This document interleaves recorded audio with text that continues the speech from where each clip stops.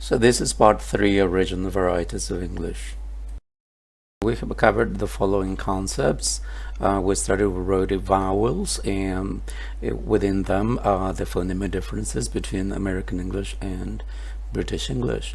And then we have covered the concept of allophonic differences, that is, differences in realization of the vowels, although the phoneme is the same. There were also some cases that are called stress related because they are related to stress. And finally, we covered diphthongs. But before we resume the topics in our study guide, I'm going to talk about the special Canvas assignment, which is a web quest on American celebrities and their social causes. Since you'll be working in groups, okay, the first stage that you're going to have to do for this task is choose the celebrity that is in groups there, and for that there's a discussion forum in which you're going to write down the name of the group and the members.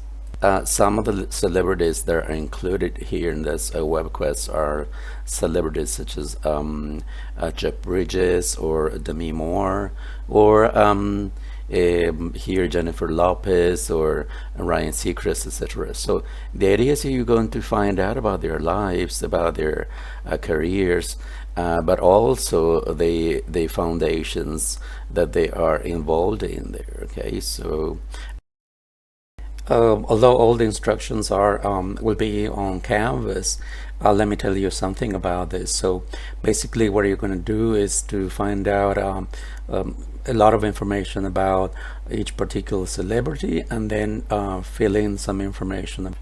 Additionally, you're going to elicit some of the features of General American English that are present when that particular celebrity speaks in their variety of English.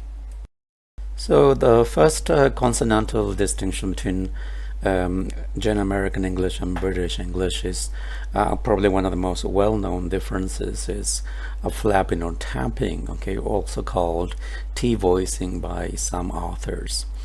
Well, what's the context of this? This is probably a very allophonic difference because it's the pronunciation of the alveolar plosive t, which in American English, in word in term position or word boundary positions, is going to be pronounced with just one tapping of the tongue against the alveolar ridge then, okay?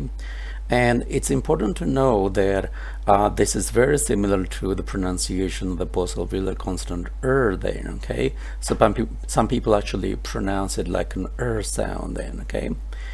Also, another feature that you had to pay attention to is the fact that tapping is only produced when it is intervocalic and between and especially in unstressed syllables, so you have to pay attention to that.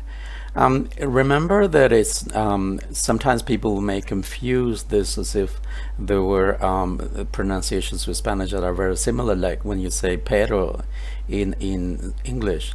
So look for more examples now in your study guide. Well, some other authors may also discuss flapping for the voiced alveolar, that is the d sound. So for example, in the word Saturday, they will say that there's flapping for the T, but also for the D sound.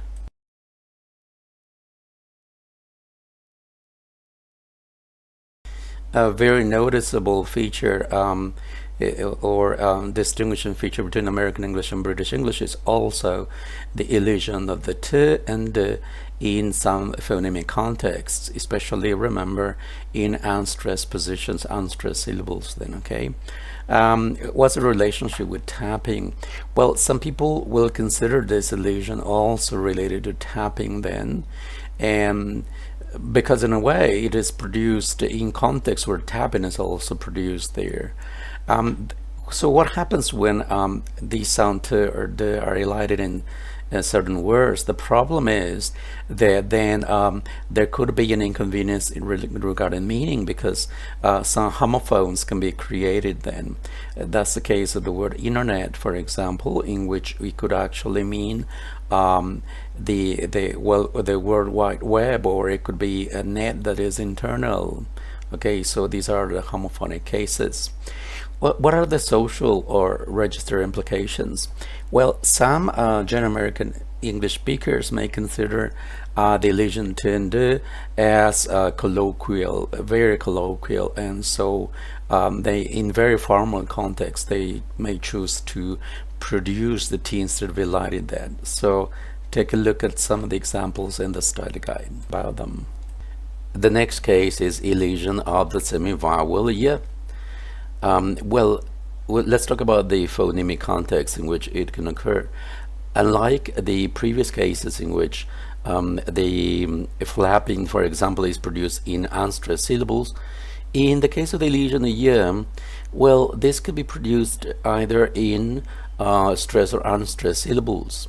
We're talking about examples like when the semivowel is preceded by a nasal sound or by an alveolar sound, like in New York. Well, what's the influence in British English and British English speakers? Well, we know that American English has had a lot of influence then on media, on music, and so on. And so many young British English speakers are actually producing this elision nowadays then. So you can take a look at more examples in your study. The next consonantal difference here is called dark L. You're familiar with this particular case because it is usually studied in connection with allophones in British English. So let's define that this is a phonetic allophonic difference between American English and British English, and not a phonemic difference. Basically, just so that you remember this process, in British English we had two types of allophones, the clear L and the dark L. Well, in this particular case, like for example, let me give you an example. In the word little, the first L is produced with a clear L in British English and a dark L later on then. In the second L then. Well, in American English, both, in certain varieties, I had to say, of American English, both are produced with the dark L pronunciation. So that'll be more literal. You can take a look at more examples then in the study guide. The next differentiating feature is related to stress, which is a supersegmental feature. Well, what we know is that stress in single words there, especially if these single words are a secondary stress, will be affected by English rhythm there, whether they are in attributive or predicative position there, okay, as adjectives. We're talking about words such as afternoon or a controversial and so on, which when they are in attributive positions, they are like controversial issue and so on there, okay. Whereas in American English, most of the words that are secondary stress in compounds then in British English then will tend to have the stress on the first element, okay. So apple pie in British English becomes apple pie in American English and so on there. And we can take a look at the list of examples that you have in the study guide, and some of the differences too, especially with certain single words, have to do with French loans there, okay, like for example the word ballet and ballet there, okay, that are pronounced differently in British English and in American English. Well, the next distinction involves the interconnection between a pronunciation and grammar. So we're talking about the special use of certain verbal forms which are actually paracontractions, grammatical contractions there that are very typical in American English. We're talking about words such as wanna or gonna, and these contractions we have to be very careful about. They recommended their use because they may be assigned to a very colloquial register, or they have social implications. That is, people may dislike their use, for example, in very formal contexts and so on there. Well, British English speakers have their version of this verbal forms then, and so, but they are pronounced, of course, with different vowel sounds, so we can hear gonna and wanna then in British English pronunciation. You can take a look at more examples in the study guide.